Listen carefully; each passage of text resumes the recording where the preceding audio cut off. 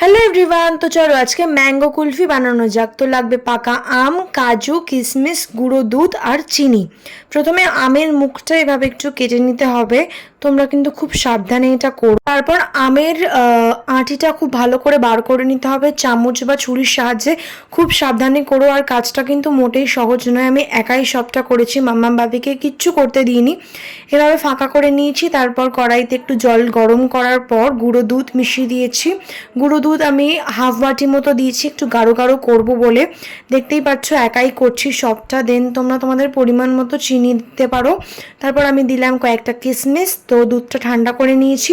এখন আমি কাজুগুলোকে টুকরো টুকরো করে কেটে আগে আমের মধ্যে দিয়ে দিলাম। তারপর দুধটা ঠান্ডা করে আমের মধ্যে ঢুকিয়ে দিলাম। এই ভিডিওতে এতটুকুই রেসিপি দেখালাম।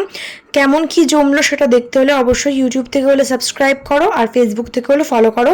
দেখা হচ্ছে নেক্সট ভিডিও নিয়ে কেমন কি জমলো।